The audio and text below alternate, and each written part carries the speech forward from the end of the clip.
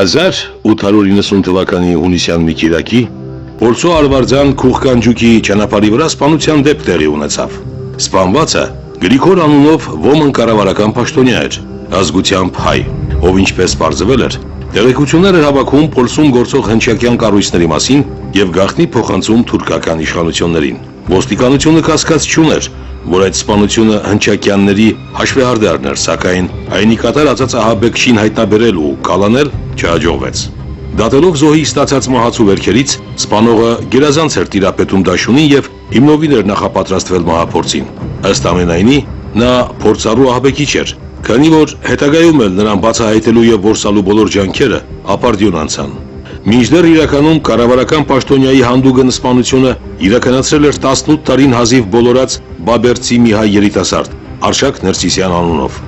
Այդ ահաբեկչությունը ազատագրական պայքարին նվիրաբերված նրա կյանքի առաջին գործն էր եւ հաստատապես թուրքական ոստիկանությունը կեռապատկեր նրան հայտնաբերելու ջանքն ու եռանդը, եթե իմանար թե հետագայում ինչպիսի պատուհաս էր դառնալու այդ անձը թուրքական պետության եւ քրդական աշիրետների համար։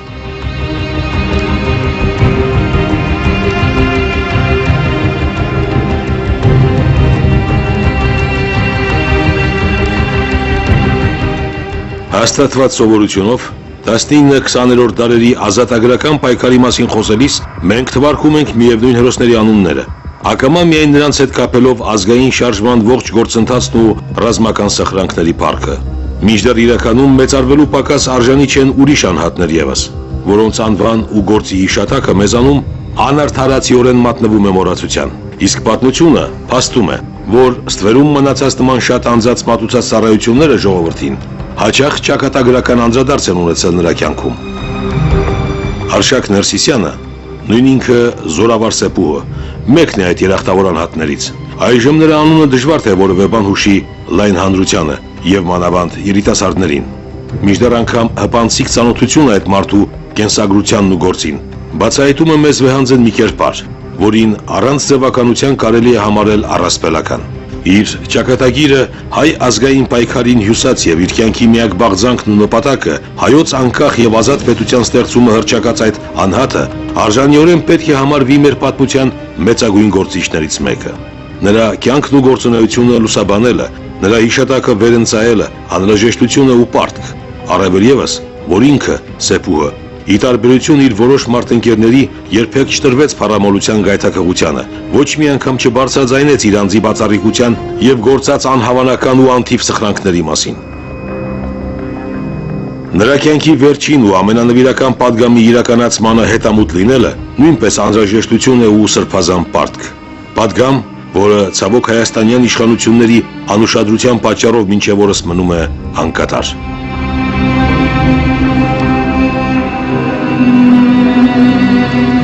Սեպուհի ինչպես հայ ազատագրական պայքարի 19-րդ դարի վերջի կոնկրետ եւ 20-րդ դարի սկզբի Հայաստանի Հանրապետության եւ առհասարակ հայոց պատմության նշանավոր շատ դեմքերի գործունեությունը ներկայացնելիս պետք է մի կարևոր հանգամանքի վրա ուշադրություն դարձնել, այսինքն պետք է դրա անհրաժեշտությունը պայմանավորել նրանով, որ վեր հանել սերունդը եւ այդ սերունդի հետ Սեպուհների նման գործիչներին եւ գնահատել ամբողջ սերնդին, որովհետեւ երբ որ սերնդին չեն գնահատում, անձին են կտրում սերնդից, ուրեմն եւ սկսում այդ անձի պաշտամունքը ու դառնում է կուրկ, նման կուրկերը արագ կործանվում են։ Ուստի Սեպուհի կերպարը պետք է ներկայացնել ընդհանուր հայ ազատագրական պայքարի եւ Հայաստանի Հանրապետության պատմության ենթախորքի վրա նրա ունեցած դերը իր սերնդակիցների հետ Հայաստանի նոր պետականության կերտման գործում։ Ապագա հայ մեծ Զորավար Սեպուհը, ում ավազանի անունն էր Արշակ, ծնվել էր 1872 թվականի ապրիլի 20-ին Արևմտյան Հայաստանի Բաբերդ գավառի Թոմնա գյուղում, Ներսես եւ Աղավնի Ներսիսյանների ընտանիքում։ Մանուկը դեռ 3 տարեկան էր, երբ ծնողները տեղափոխվեցին հարևան Վարզահան գյուղը,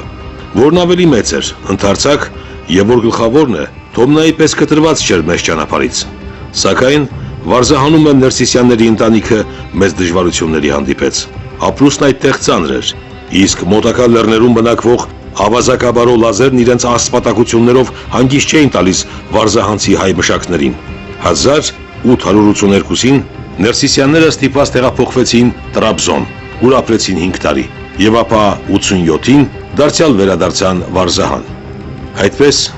Արշակի մանկության ու պատանեկության տարիներն անցան ընտանիքի անդադար տեղափոխությունների մեջ։ Ակամա նրա դեռատի հոգում սերմանելով ցավ ու կարեկցանք, թուրքահայության չարքաշ կյանքի, զրկանքների եւ օրնիբուն հետապնդող վտանգների համար։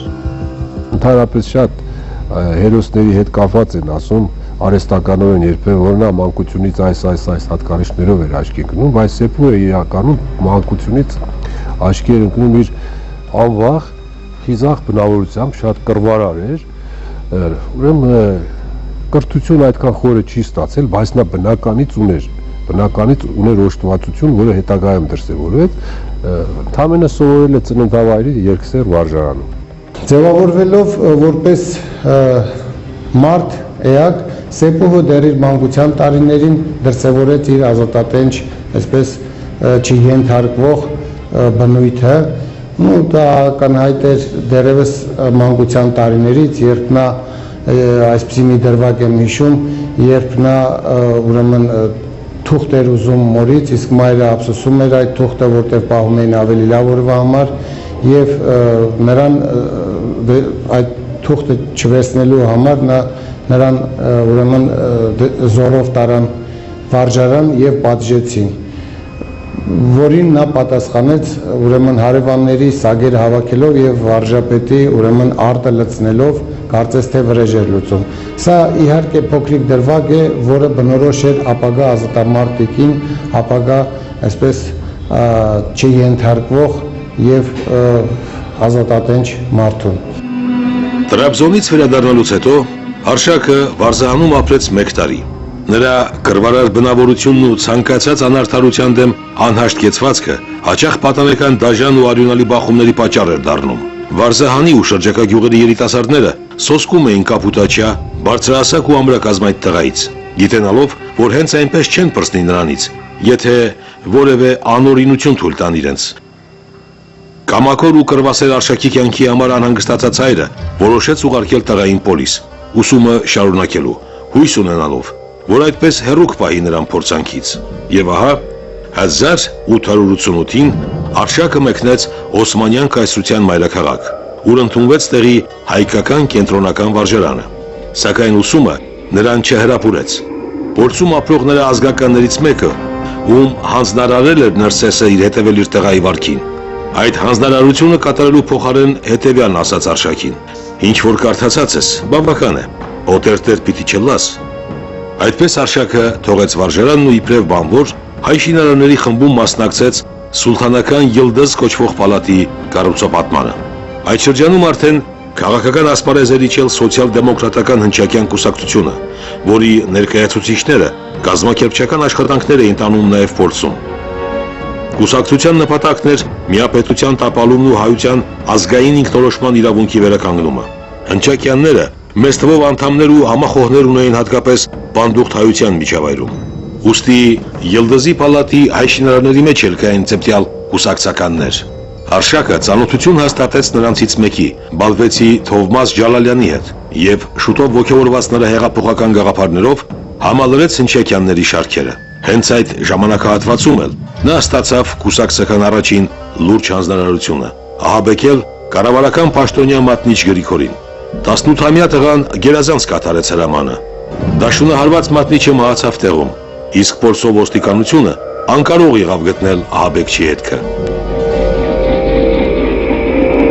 1890 թվականի հուլիսի 15-ին հնչակյան կուսակցության կազմակերպած Գումգափոյի հռչակավոր ցույցից հետո Օսմանյան իշխանությունները բռնություններ սանձազերծեցին հայ ազգայնականների ու հեղափոխականների նկատմամբ։ Արշակ Ներսիսյանի անունը հայտնվեց կալանման ենթակա կուսակցական գործիչների ցանկում, սակայն այդ ժամանակ նա արդեն գտնվում էր Թուրքիայի սահմաններից հեռու, Ղրիմում։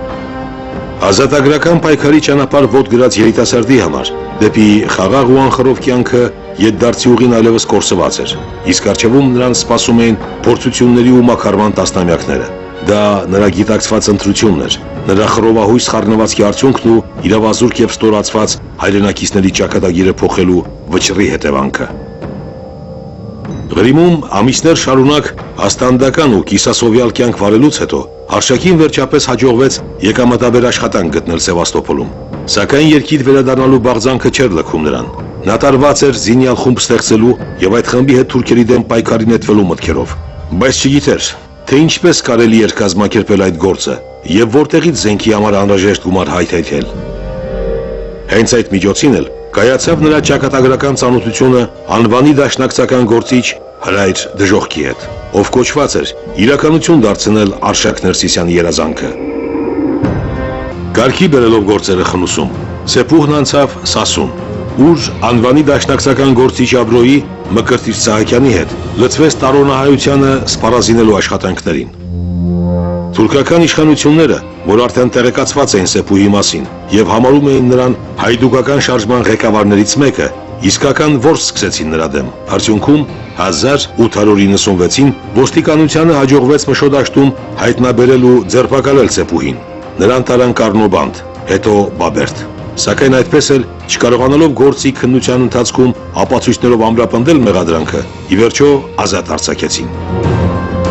Սեփուհը Բաբերդից ուղևորվեց Կարս, որտեղից դարձյալ ճանապարհ բռնեց դեպի Տարոն, շարունակելու իր մասնակցությունը ֆիդայական պայքարին։ Դա հայդուկական կռիվների ամենաբուրըն շրջանն էր 1890-ականների երկրորդ կեսը, երբ Սերոփի, Անդրանիկի, Չաուշի խմբերը օրնիբուն ընդհարումների մեջ էին մտնում կառավարական ուժերի եւ քրդական թշնամի աշիրետների դեմ։ Սեփուհն էլ այդ ընթացքում իր ջոկատով մասնակցեց տասնյակ կռիվների, որոնցում իրեն ցուցաբերեց որպես արիասիր զինվոր ու գերազանց ռազմավար։ Այդ իմաստով հատկանշական է 1899 թվականի հոկտեմբերի 26-ին տեղի ունեցած Խաթավինի հռչակավոր մարտը, որն իր հեղինակության աճի համար նույն նշանակություն ունեցավ, ինչ Բաբշենի կռիվը Աղբյուր Սերոփի կամ Բերթակի մարտը Գևորգ Չաուշի համար։ Սեփուհի հայդուկային կռիվների կարելի է ասել ուրեմն առաջի հերոսական դրվագը Խաթավինի կռվին նրա մասնակցությունն էր, երբ որ ազատագրական պայքարի հայտնի դեմքերից խանը Բարսեղ Թիրակյանը մի բավական հոծ խմբով շարժվում էր դեպի Սասուն, դարձյալ Կարսից ուղղություն վերցրեց, ուրեմն այս խմբում Սեփուհը արդեն ղեկավարում էր մի տասնյակ։ Նա որպես տասնյակի հրամանատար խանի խմբում գալիս է, որ գնա նորից Սասուն, բայց Ալաշկերտից ոչ հեռու գտնվող Խաթավին գյուղում նրանք մատնության հետևանքով շրջափակվում են Խաչիկ վարժապետի տանը։ Թուրք-քրդական ուժերը շրջապատում են այդ տունը եւ տեսնելով, որ չեն կարողանում ընկճել ֆիդայներին, արդեն նրանք մտածում են, որ պետք է հրդեհեն, դա ընդունված էր, երբ որ չէին կարողանում հաղթել, կրակի են տալիս տունը կամ գոմը, որ հայդուկային խումբը կար, եւ այդ ժամանակ հայդուկները դա զգալով որոշում են խմբերով դուրս գալ եւ շարժվել դեպի դիմացի բլուրը եւ առաջինը դուրս է գալիս Սեփուհի տասնյակը, ճեղքելով Պաշարմաշղթան առաջինը հասնում է այդ բլուրը ու այնտեղից կրակ է բացում ապահովելով մյուս խմբի, մյուս տասնյակների ուղին եւ այսպես արդեն մութ ընկնում էր։ Այս կռիվը տեղի ունեցել 1899 թվականի հոկտեմբերի 26-ին։ Եվ ուրեմն խմբերը հերթով այսպես դուրս են գալիս, մի խումբը մեկի ուրեմն առաջխաղացումն է ապահովում կրակելով, այսպես երբ որ մութ ընկնում է արդեն շփոթված թուրք-քուրդ ամբողջը սկսում են երկու կողմից կրակել իրար վրա եւ այս խումբը բայց արդեն չի շարունակի իր ուղին դեպի Սասուն, այլ վերադառնում է հետ։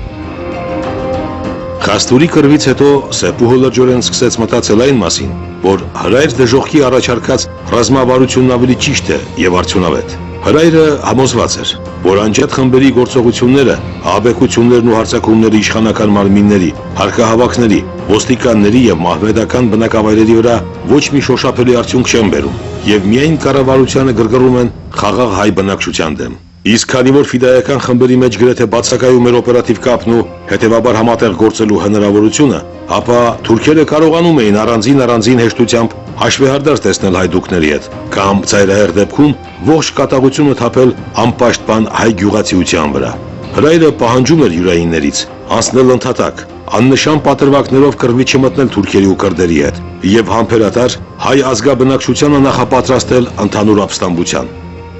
Անհրաժեշտ էր նաև հոգ տանել Կովկասից տարոն ուղարկվող կամավորական նոր ջոկատների եւ զենքի անվտանգ փոխադրման մասին, քանի որ վերջին շրջանում թուրքերը հեշտությամբ կարողանում էին հայտնաբերել այդ քարավաններն ու մեծ ուժերով ոչնչացնել դրանք։ 1903-4 թվականներին Դաշնակցություն եւ հնչակյան կուսակցությունները, ընդ որում ավելի շատ Դաշնակցություն կուսակցությունները, ասում են առաքում հայդուկային խմբեր։ 3-4 թվականներին ուրեմն առաքվել է 11 հայդուկային խումբ։ Սակայն այդ 11 հայդուկային խմբերից ոչ մեկը նպատակահավայրը չի հասել։ Եվ պատահական չի, որ դրանից հետո արդեն կուսակցությունը եկավ այն եզրակացության, ուշացած եզրակացությանը, որ նմանաբնույթ առաքումներով, հայդուկային խմբերի առաքումներով հնարավոր չի հասնել հաջողության, որովհետև այդ խմբերը սահմանահասնելով շրջափակվում էին թուրք-քրդական ուժերի կողմից կամ որոշ չափով արդեն առաջանալով դեպի արևմտյան Հայաստան, ի վերջո շրջափակվում էին եւ եթե տեղել հասնում էին մեծ զոհերի գնով։ Եվ այդ 11 խմբերից միայն մի խումբ, 23 հոգուց բաղկացած Մրիկ խումբը 1903 թվականի մայիսին շարժվեց դեպի Սասուն Թորքոմի Թումանի գլխավորությամբ եւ այդ խմբի մեջ էին Սեփուհը, Սեբաստացի Մուրադը, Քերին, մեր ազատագրական պայքարի արդեն հետագայում հայտնի դարձած մեծություններ։ Շատ հետաքրքրական է Սեփուհի անվան ստեղծումը, այդ ուրեմն երբ Մրիկ խմբի որպես անդամ նա ուրեմն արևմտյան Հայաստան էր գնում եւ զենք էին տեղափոխում, նա հրացանի ուրեմն փայտյա կոթին մի կողմում փորագրեց մահ թշնամիներին, իսկ մյուս կողմից ուրեմն փորագրեց Սեփուհ, այսինքն դա սեփական գործն է, մեր գործն է, որ պիտի բոլոր թշնամիներին ուրեմն ոչնչացնել ու պատժել։ Մրիկ կոչվող խումբը, որի կազմում 1903 թվականին Սեփուհը Կարսից նորից անցավ Սասուն, պետք է հրայրի ծրագրի համաձայն զիներ, վարժեցներ ու նախապատրաստեր տարօնահայությանը մեծ ապստամբության շեմին։ Մրիկի անդամ անվանի հայդուկներ Մուրադը, Քերին, Թորգոմը, Սեփուհը հակակշռում էին Անդրանիկին, Չաուշին եւ այլոց, ովքեր հախուռն գործողությունների կողմնակից էին։ Հրայրը այդպիսով խլացիորեն հասավ այն բանին, որ վերջինները համաձայնեցին ենթարկվել իր պահանջներին եւ դադարեցնել անտեղի կռիվները։ Սակայն իրադարձություններն այնուհանդերձ ընթացան հրայրի համար անցանկալի հունով։ Հավանաբար մատնիչներից տեղեկանալով ընդհանուր ապստամբության մասին, որ հրայրը ծրագրել էր կյանքի կոչել 1905-ին, թուրքերը կամեցան օր առաջ կանխել այն եւ ավիրել Սասունը, նախքան հայերը կհասցնեին նախապատրաստվել մեծ դիմակայության։ Այդպես 1904 թվականի գարնանը թուրքական մեծաթիվ զորքերը շրջապատեցին Սասնոգավառն ու բոլոր ուղղություններով անցան հարձակման։ Սասունում այդ ծանր օրերի դրությամբ կար ընդամենը 1000 հրացան, այսինքն 1000 լիարժեք կռվող, ինչը չնչին ուժ էր հրանոթներով սպառազինված բազմահազարանոց թուրք-քրդական բանակի համեմատ, եւ այնուհանդերձ ինքնապաշտպանությունը կազմակերպվեց։ Սեփուհը հրայրի հետ գլխավորեց հյուսիսային ճակատի պաշտպանությունը, որը ձգվում էր Շենիկ, Սեմալ, Չայգծով մինչև Բարբարի հովիտը։ Հենց այս հատվածում էլ տեղի ունեցան ամենակատաղի մարտերը, որոնց արդյունքում սկզբնապես թուրքերը նահանջեցին ու առաջարկեցին դադարեցնել առճակատումը։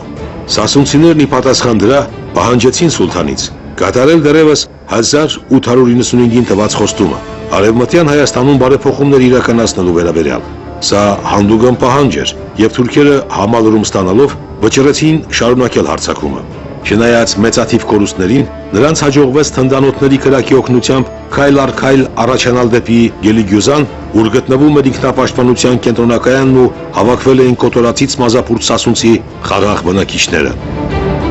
Մեկշաբաթյա կռիվներից հետո Աքսանի մեջ առնված Գելիգյուզանը վերջապես ընկավ։ Սասունի հերոսական դիմադրությունն այդպիսով ավարտվել էր։ Վերջի կռիվը տեղի ունեցավ Գելիգյուզանում ապրիլի 22-ին,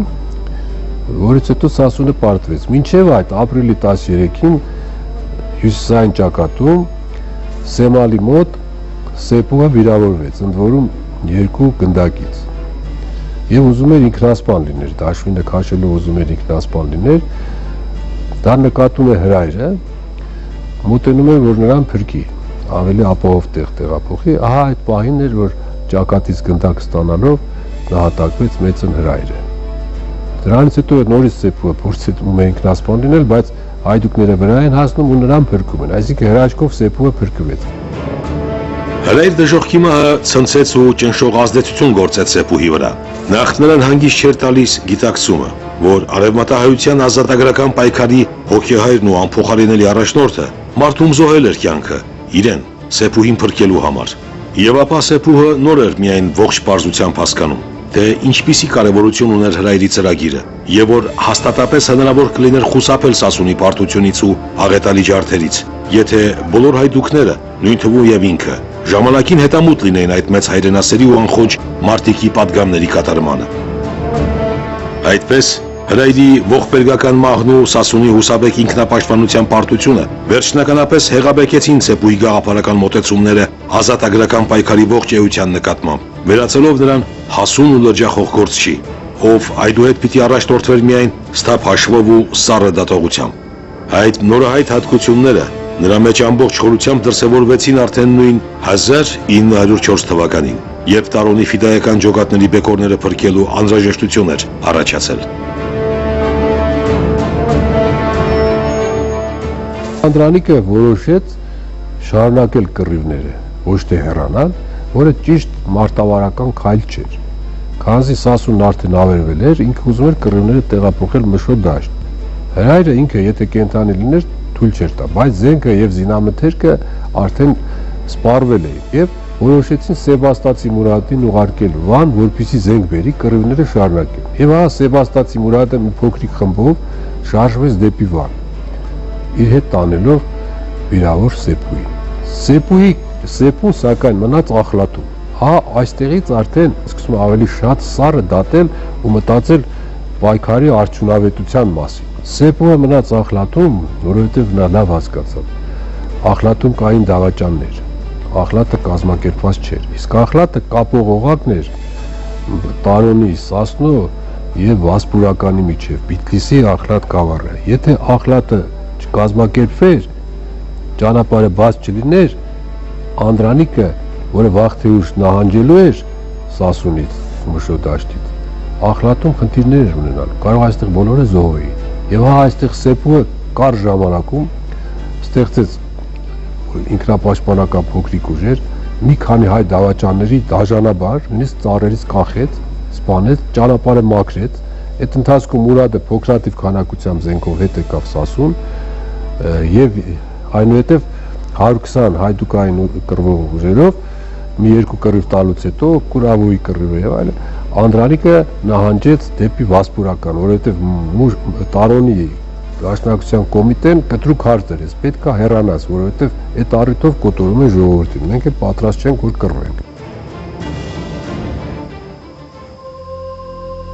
1905 թվականին ցարական գաղտնի ծառայությունները ողջ Կովկասում հրահրեցին հայ-թաթարական բախումներ։ Պատճառն այն էր, որ ռուսները վախ ունեն, թե հեղափոխական գաղափարներով տարված դաշնակցական կառույցները անպայման կմիանան բուն Ռուսաստանում ցարական կարգերի դեմ ծավալվող շարժումներին եւ կնպաստեն դրանով կայսրության քայքայմանը։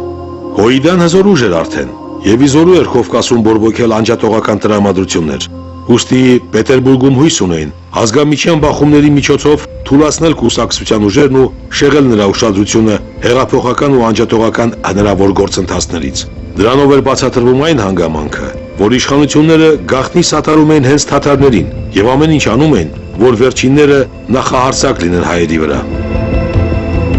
Բյուրոն հայկական ազգաբնակչության պաշտպանության ղեկավարությունը լիազորեց դաշնակցական անվանի գործիչ հայդուկապետ Նիկոլ Դումանին։ Վերջինը հոգ տարավ, որ Անդրկովկասի ամեն մի շրջանում արագ կազմվեն զինված ջոկատներ փորձառու ֆիդայինների գլխավորությամբ։ Դումանի հանձնարարականով Սեպուհին բաժին հասավ Գանձակ քաղաքն իր շրջակայքով, ուր թաթարական բնակչությունն անհամեմատ ավելի շատ էր, քան հայկականը, եւ ուրեմն պաշտպանության կազմակերպման գործն էլ այդտեղ սոսկալի բարդ էր։ Սակայն Դումանը գերազանց գիտեր, թե ում է ուղարկում Գանձակ, եւ Սեփուհն իհարկե արդարացրեց այդ վստահությունը։ Դժբախտաբար շատ մանրամասներ չեն պահպանվել Սեփուհի գանձակում ունեցած գործունեության վերաբերյալ, սակայն 1-2 փաստ բավական է ցույց տալու համար, թե իսկապես ինչպիսի վարպետությամբ էր նա կազմակերպում այդ կռիվները։ Եվ կռիվներից մեկի ժամանակ թաթարները եկել էին հատուկ սայլերով, որպեսզի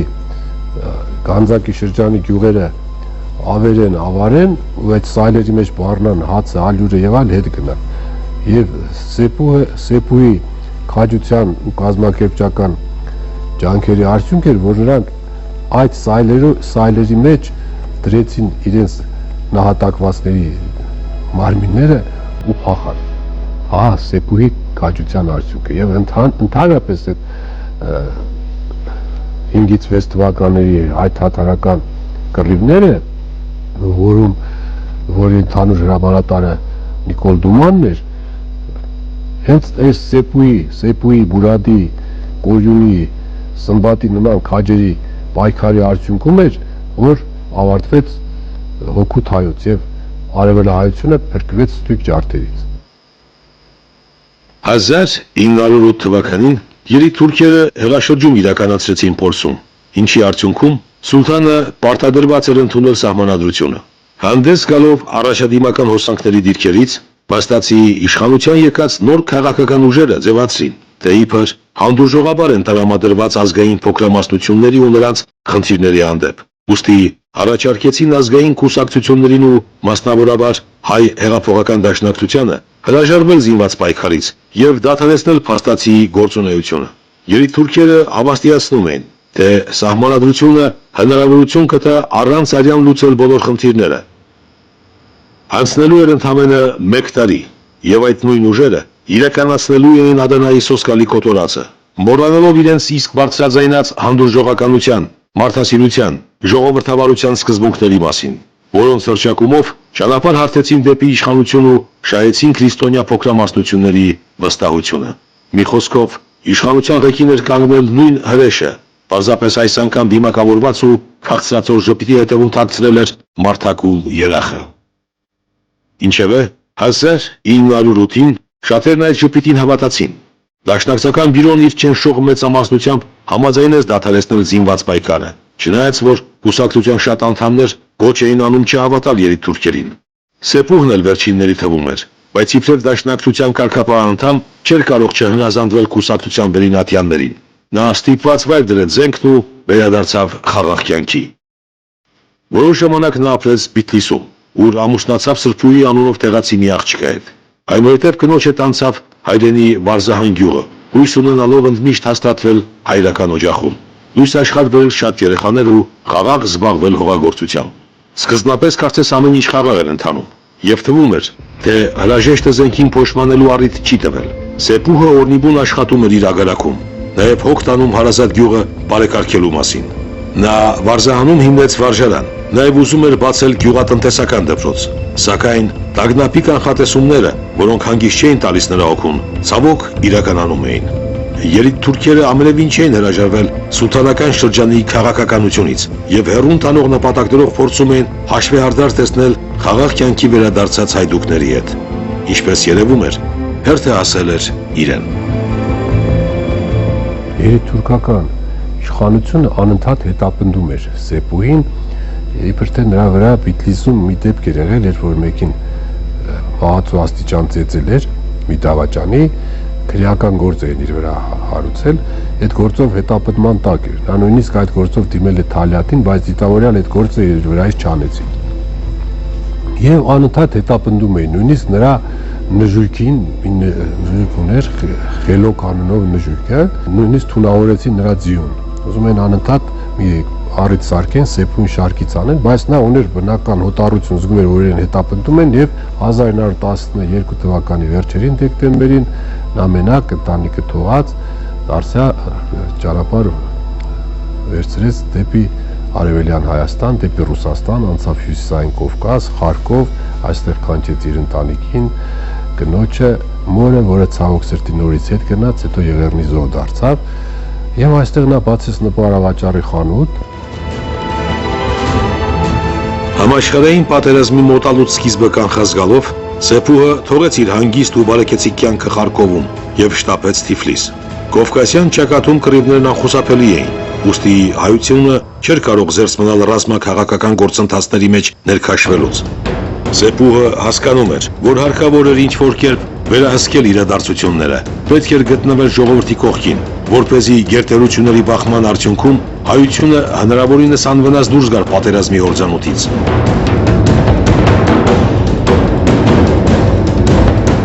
Մեր ազգանվեր գործիչը հեռավոր Խարկովում էր, զբաղվում էր առևտրական գործունեությամբ, երբ պայթեց առաջին համաշխարհային պատերազմը։ Իհարկե նա չէր կարող հանգիստ մնալ, չնայած այն բանին, որ իր առևտուրը ծաղկում էր, ուներ լավ ընտանիք, կինը նրա մաքրուհին էր Բիթլիսցի, Դարբնի աղջիկը մի գեղանի հայուհի, սակայն անհանգիստ մեր ապագա զորավարը ուրեմն սկսեց հավաքագրել կամավորականներ եւ հեռավոր Խարկովից եկավ ու միացավ կամավորական շարժմանը։ Դաշնակցություն կուսակցությունը Էրզրումի 1914 թվականի ընդհանուր ժողովում չեզոքության որոշում էր ընդունել, որ ինքը եթե ռուսները թուրքերի հետ պատերազմի մեջ մտնեն, պետք է մնա չեզոք, բայց ռուսները հասան նրան, որ այդ չեզոքությունը խախտեցին, այսինքն կամավորական շարժումը սկսեցին ռուսները, նպատակ ունենալով հայերին օգտագործել։ Ուրեմն Սեփուհը այնքան արդեն ազդեցիկ դեմք էր, այնքան հայտնի դեմք էր հայության շրջանում, կուսակցության շրջանակներում, ընդ որում նրանից նաև վախենում էին, որովհետև ինքը միշտ սիրում էր ճիշտը եւ երբեք չէր կեղծում, ինքը եւ Սեբաստացի մեծ Ռազմիկ Մուրադը։ Նրանք միշտ ճիշտ էին իրենց բնականով, ճիշտ է նրանք ակադեմիական կրթություն չունեին զինվորականի, բայց նրանք բնականից ունեին այդ տաղանդը, ռազմավարի տաղանդը, մարտավարի տաղանդը նրանք ունեին։ Եվ արդեն Սեփուին առաջարկում են, որպեսզի ինքը լինի կամավորական 4-րդ գումարտակի հրամանատարը, առաջինը Անդրանիկն էր, երկրորդը Դրոն էր, երրորդը Համազասպն էր, 4-րդը Քերին էր, այս 4-րդը ուզում էին տային Սեփուին, բայց Սեփուը իր տարիների ընկեր Անդրանիկի հանդեպ տածած սիրուց ելնելով մերժում էր, ինքը չվերցրեց կամավորական գումարտակը, որը իմ խորին համոզմամբ սխալ էր, ինքը պետք է վերցներ եւ եթե վերցներ շատ արդյունավետ կռիվներ կմարեր։ Եվ նա պարզապես ազգային խորհրդի, հայոց ազգային խորհրդի կտրուկ ուրեմն պահանջներն էլ չկատարեց եւ հրաժարվեց այդ գումարտակից, գումարտակի հրամանատար դարձավ Քերին, Արշակ Գաֆարյանը եւ Սեփուհը դարձավ Անդրանիկի գումարտակի երկրորդ վաշտի հրամանատար, 4 վաշտ կար, առաջինի հրամանատարը Սմբատն էր։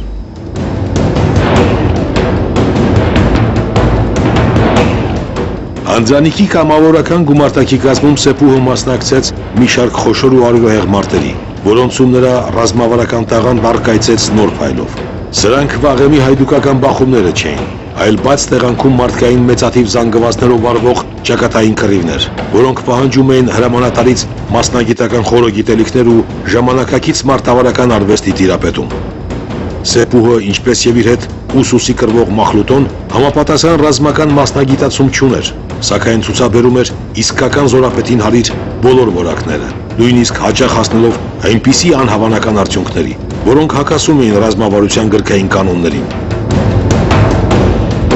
Ամենանշանավոր կռիվը, որում բացահայտվեցին Սեփուհի եւ Մախլուտոյի հրամանատարական փայլուն որակները, Դիլմանի ճակատամարտն էր։ Մեծապես հենց նրանց վաշտերի շնորհիվ գեներալ Նազարբեկովին Դիլմանում հաջողվեց ջախջախիչ պարտության մատնել Խալիլ Փաշայի 23 հազարանոց զորաբանակին։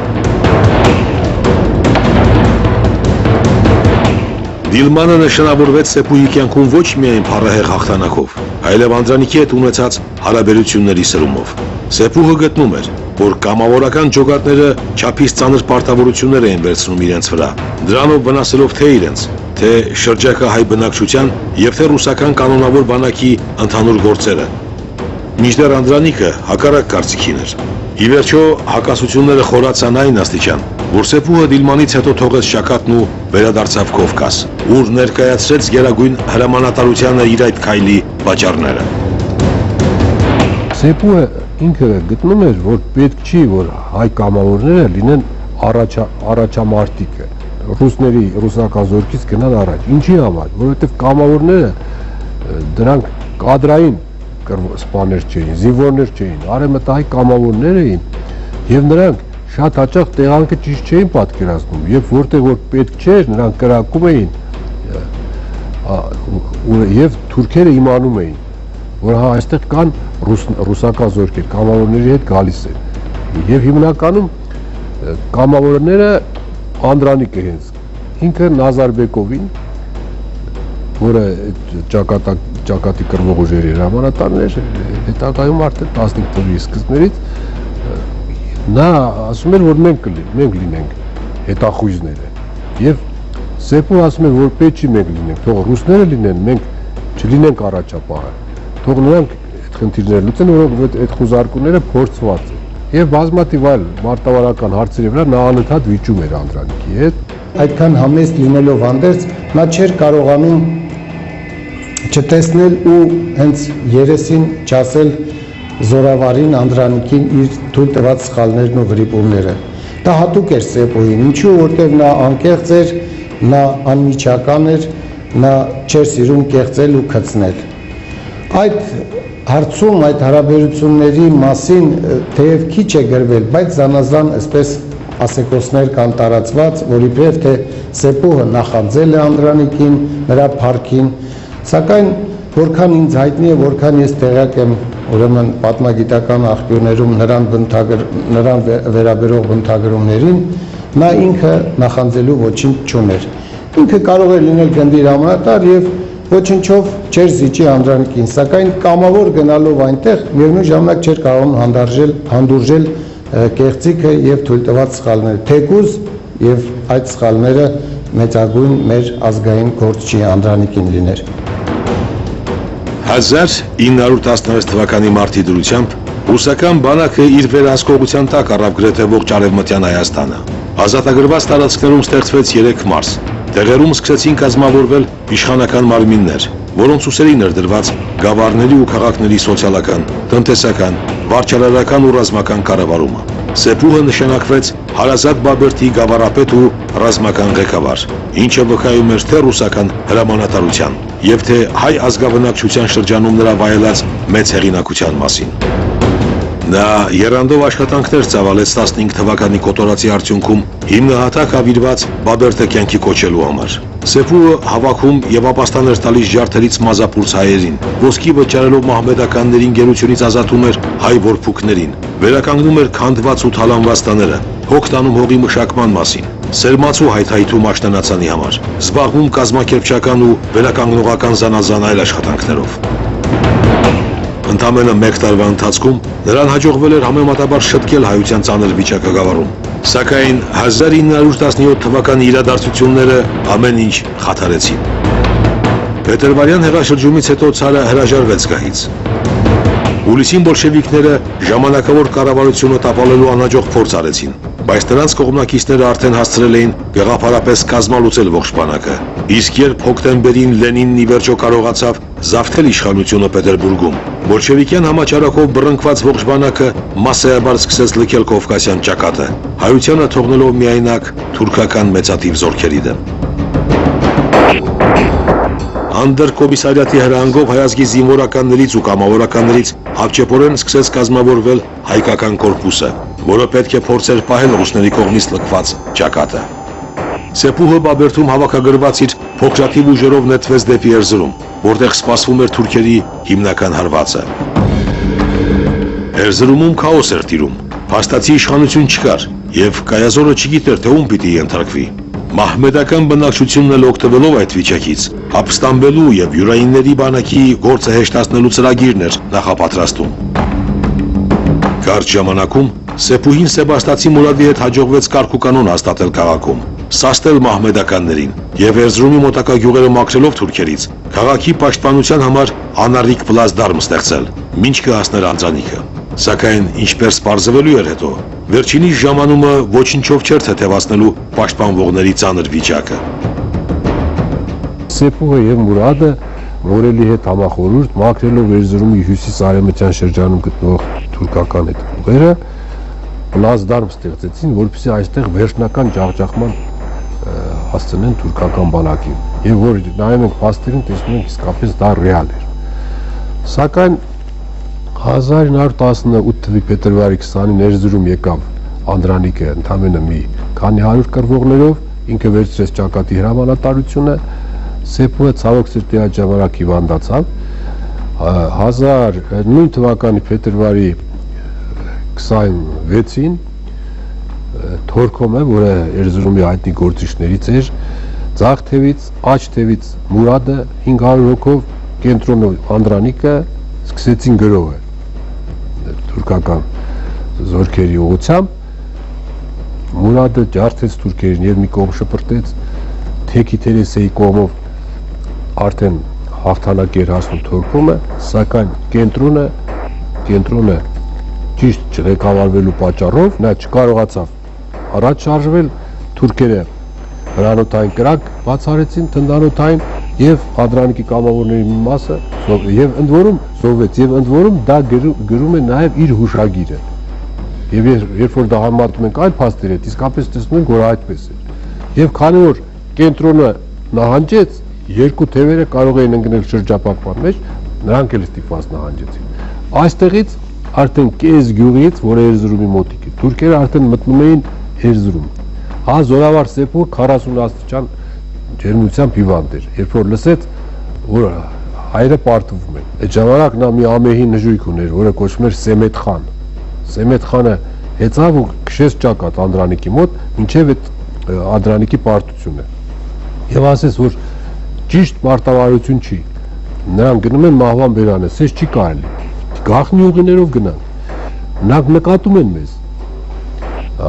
Անդրանիկը չլսեց։ Սեպուհը հետ եկավ, հաջորդ առավոտ արդեն փետրվարի 27-ին Սեպուհը երբ որ հիվանդ պառկած մտածում էր, թե ինչ եղավ, Մուրադը մտնում է Սեպուհի մոտ, թե վեր կաց, դու պառկած ես, թուրքերը արդեն մտնում են Էրզրում։ Իսկ որ Անդրանիկը արդեն բռնել է դեպի Կարս տանող ճանապարհը։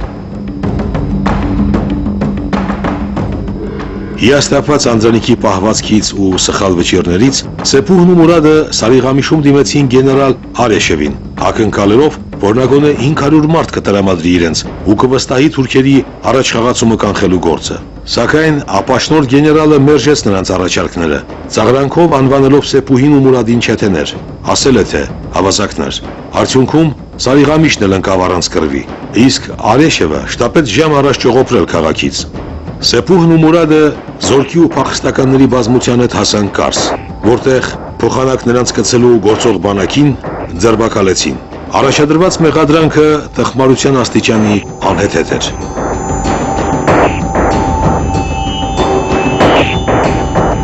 Ինչպես էլի Սեպուհը մի առիթով ասում է, համակ միամտություն բուրող գոհար արտահայտություն։ Որն էր դա։ Նրանք ասում էին, որ դուք ինքներդ թուրք խաղաղ բնակչություն եք կոտորել, դրա համար են թուրքերը հարձակվել ձեր վրա։ Սեպուհը ինքը իրավունք ուներ թուրքերի կոտորելու, որովհետև իր ամբողջ տունը քանդել էին, իր մորն էլ դարձրել էին ծառա եւ վերջում էլ ուրեմն Սեպուհի տան մոտ, որը թուրքերը գրավել էին, հետո ռուսները գրավեցին, սարքեցին զորանոց, նա հետո ինքը գնաց տեսավ, երբ որ գավառապետ էր, եւ նրա մորը կենթանի վերջում փոսը փորելով, երբ որ ռուսները արդեն եկան գրավեցին Բայբուրտը, գցեցին եւ հողը լցրեցին վրա։ Եղբորը հարությունին ահավոր տանջամա արեցին, կտրելով քիթը, հակաժները, հանելով աչքերը։ Ես այս բաներ չեմ սիրում ասել, բայց ստիպված պիտի ասեմ, ապացուցելու համար, որ նա իրավունք ուներ։ Նույնը Մուրադը, որի ամբողջ ընտանիքը կորավ, ամբողջ ընտանիքը կոտորեցին։ Եվ նրանք ասում են, եթե դուք այդպես չանեիք, թուրքերը չէին հարձակվի։ Ահա, սա էր համակ միամտություն բուրող գոհար արտահայտությունը, որ իսկապես ծիծաղելի էր։ Վիրավորված յուրայինների վերաբերմունքից զորապետերը Թիֆլիսից անցան հյուսիսային Կովկաս Սակայն նրանք ամենևին նպատակ չունեին անմասն մնալ Կովկասյան իրադարձություններից, մանավանդ երբ կործանման վտանգն այս անգամ սպառնում էր Բաքվի հայությանը։ Նուրի Փաշայի զորքը շարժվում էր դեպի Բաքու։ Քաղաքը պաշտպանող Կոմունան Շահումյանի գլխավորությամբ անկարող էր երկար պահել դիմադրությունը։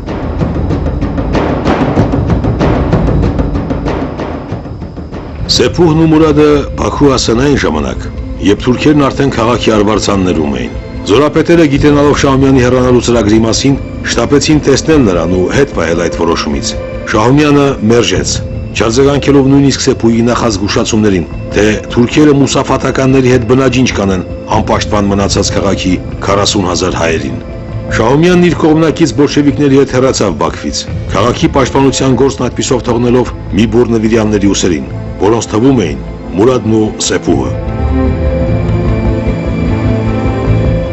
Օգոստոսին հայկական փոքրաթիվ ուժերը Սեփուհի եւ Մուրադի գլխավորությամբ Բաքվի Բիբի Հայբատ կոչվող արվարձանում կատաղի կռիվներ մղեցին Նուրի Փաշայի զորքերի դեմ։ Այդ մարտերի ընթացքում մեծ հայդուկապետ Սեբաստացի Մուրադը հերոսաբար ընկավ։ Սեփուհի համար ընկերոջ կորուստը սոսկալի հոգեբանական հարված էր, նման այն ցնցմանը, որն ապրել էր 14 տարի առաջ հրայր դժոխքի նահատակության ժամանակ։ Մուրադի մահը ստիպեց Սեփուհին կռվել Քարապատիկ եռանդով։ Նա լքեց Բաքուն միայն այն ժամանակ, երբ քաղաքը վերջնականապես գրավվել էր թուրքերի կողմից։ Սեփուհը Աբրահամ Գյուլխանդարյանի հետ տավով անցավ Իրան, իսկ այնտեղից ուղևորվեց արդեն անկախ հռչակված Հայաստան։ Հայաստանի Հանրապետության շրջանում արդեն նա վերադարձավ Հայաստանի Հանրապետություն 19 թվականի սկզբներին 1915 թվականի արդեն նույն թվականին ընտրվում է Հայաստանի խորհրդարանի падգամավոր, բացի այդ Սեփուհին նշանակում են 4-րդ արտակարգ բրիգադի հրամանատար։ Սովետական շրջանի պատմագիտության մեջ հայ դաշնակցական գործիչներից Սեփուհը թերևս ամենաշատն է արժանացել մեղադրանքների։ Բանդիտ, ջարդարար, դահիճ, էլ ինչ անուններով ասես որ չէին կոչում նրան Հայաստանի սովետականացման ջատագովները, հաշվի առնելով հանգամանքը, որ հենց Սեփուհի 4-րդ արտակարգ բրիգադին էր հանձնարարված բոլշևիկների մայիսյան ապստամբության ճնշումը, եւ նա առանձնակի դաժանությամբ ի կատար էր ածել այդ հրամանը։ Հաշվեհարդարը խռովարարների հետ դաժան եղավ այն պարզ պատճառով, որ զորավար Սեփուհը ազգի ու հայրենիքի գաղափարները որպես բացարձակ արժեքներ հռչակած այդ աննկուն մարտիկը չէր կարող ներել բոլշևիկներին 17 թվականի ռուս-թուրքական ճակատը դավադրաբար լքելու փաստը, ինչպես նաև 18-ին Բաքվի անպաշտպան հայությանը հրեշի երախը նետելու շահումյանական կոմունայի սառնասիրտ վճիռը։ Բոլշևիզմը հանդուրժելը վեր էր նրա ուժերից, անհնարին մի բան էր, եւ ատելությունն այդ գաղափարախոսության եւ նրա կրողների նկատմամբ այդուհետ Սեփուհի մեջ բորբոքվելու էր ընդհուպ մինչեւ մահ։ Սեփուհը, որին խորհրդային գրականության մեջ, պատմագրության մեջ համարում են բանդիտ, ջարդարար թե ինչ, Սեփուհը միանգամայն ճիշտ էր եւ Սեփուհը Ալեքսանդրապոլի, իհարկե ինքը մենակ չէր, Կարոս Ասունին, Ռուբենը, Ալեքսանդրապոլից անցավ Սարիղամիշ, Կարս, այնուհետև Դիլիջան եւ ինքն էր որ ճշեց այս մայիսյան խռովությունները, որոնք ընդ որում տեղի են ունենում Հայաստանում ապրող թաթար տարի դավադրությունների պայմաններում, որոնք ամեն կերպ ձգտում էին քանդել մեր անկախության հիմքերը։ Իսկ Սեփուհը անխնայր բոլոր թշնամիների նկատմամբ, նույնիսկ երբ որ նա արդեն շարժվում էր դեպի Ալեքսանդրապոլ գնացքով, մի բա հանձնվելու առաջարկ արեցին, ասեց ոչ մի ներում հայրենիքի թշնամիներին։ Սրանից հետո Սեփուհը դարձավ ամենաազդեցիկ զորավարը եւ նրան նշանակեցին արդեն Դիլիջան Ղարաքիլիսայի շրջանի հրամանատար, ու նույնպես հայ բոլշևիկներ այնտեղ չկային էլ, թաթարների դեմ պայքարելով նա նույնիսկ արդեն մտավ Ղազախ։ 1920 թվականի նոյեմբերին եւ բոլշևիկյան 11-րդ կարմիր բանակը Ղազախի տարածքից ներխուժել էր Հայաստան, զորավար Սեփուհը գլխավորում էր Դիլիջան Ղարաքիլիսայի ռազմական շրջանը։ Ներշտաբը Դիլիջանից տեղափոխել էր Չիբուխլու գյուղ, սպասելով Սեմյոնովկայի կիրճը զբաղեցնելու եւ կարմիրներին դիմադրելու հրամանին։ Այդ տեղանքով էր անցնում Տավուշից Երևան տանող միակ ճանապարհը, որը հնարավոր էր վերահսկել ոչ այնքան մեծ ուժերով, սակայն դիմադրելու հրամանը Երևանից ուշանում էր։ Սեփուհի համար ակնհայտ էր դարձել, որ Քեմալ բոլշևիկյան դավադրության արդյունքում երկու կողմից հարվածի տակ հայտնված Հայաստանը անկարող էր այլևս տևականորեն պաշտպանվել, եւ հայաստանյան կառավարությունը հենց այդ պատճառով հապաղում էր վճռական գործողությունների դիմել։ Շուտով տեղի ունեցավ այն, ինչից ամենաշատն էր սոսկում Սեփուհը։ Դեկտեմբերի 2-ին Հայաստանի ռազմական նախարար Դրոյի եւ Հայաստանում բոլշևիկյան Ռուսաստանի ներկայացուցիչ Լեգրանի միջև կնքվեց համաձայնագիր, ըստ որի անկախ Հայաստանի Հանրապետությունը փաստացիորեն դադարում էր գոյություն ունենալ, վերածվելով Խորհրդային սոցիալիստական հանրապետության, այսինքն Կարմիր Ռուսաստանի կցորդի։ Սեփուհի համար երկիրը լքելու այլընտրանք այլևս չկար։ Հաշտության ոչ մի եզր նոր ռեժիմի հետ նա չէր կարող գտնել ու փոխադարձ ատելությունը մատնելու էր նրան ցմահ պանդխտության Պաշտելի Հայաստանի ափերից հեռու։ Քանի որ 1920 թվականի դեկտեմբերի 2-ին Երևանի համաձայնագրով Հայաստանը խորհրդայնացվեց, Սեփուհը ինքը ատելի կերպար լինելով բոլշևիկների կողմից անցավ արտասահման, անցավ Թիֆլիս, Պոլիս, Լոնդոն, Բուլղարիա եւ ի վերջո անցավ Ամերիկա, ուր ապրեց իր մնացյալ կյանքը, իր բազմանդամ ընտանիքը տարավ այնտեղ, Նյու Յորքում էր նա ապրում եւ նա արդեն իրեն դրսևորվեց որպես բեղուն գրիչ ունեցող ազնվորություն, իր հուշագրությունները, ընդ որում նրա միտքը քաղաքական, պատմական դեպքերը վերլուծելու կարողությունը, այդ բոլորը ի հայտ եկան։ Եվ նրա այդ հուշերը, մանավանդ էջերիմ հուշերեն երկհատորանոց, որ Բոստոնում լույս տեսավ, այդ գործը շատ կարևոր սկզբնաղբյուր է հայոց այս խռովահույզ ու փոթորկալի ժամանակաշրջանի պատմության լուսաբանման համար։ Եվ հայրենիքում ունի բազմաթիվ հոդվածներ սփռված հայրենիք ամսագրում։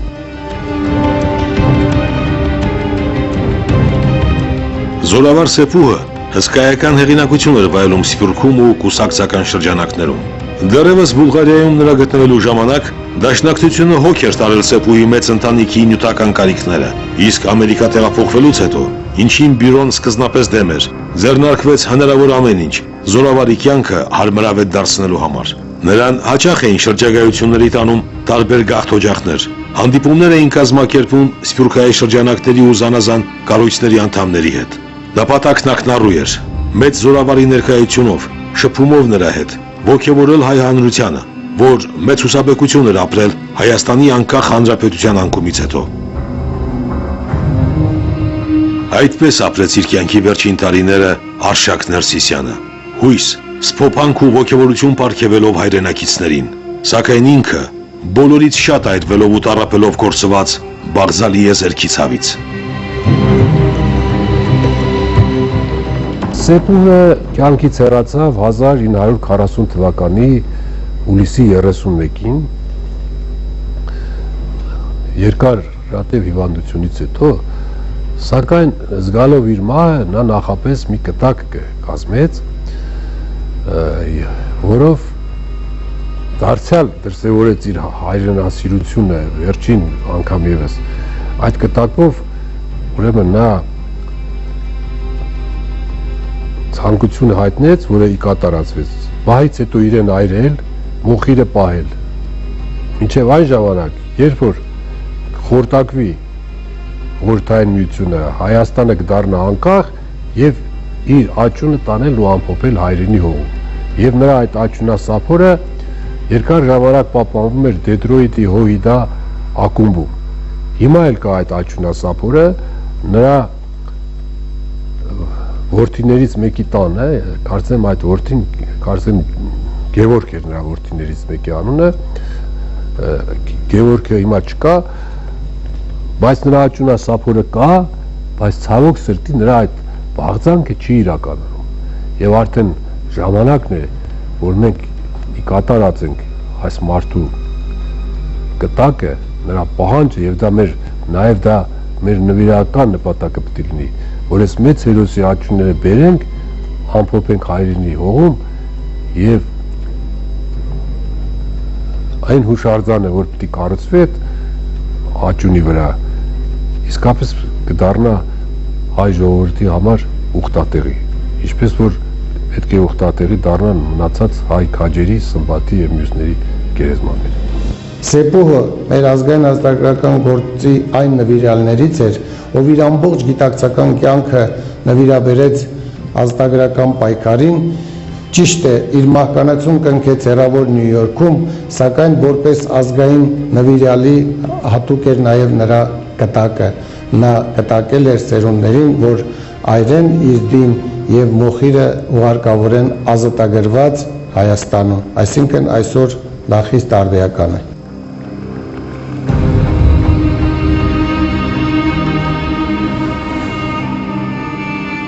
Անկախ Հայաստանի վերածնունդից անցել է արդեն ուղիղ 20 տարի, սակայն զորավար Սեփուհի պատգամը դեռևս մնում է անկատար։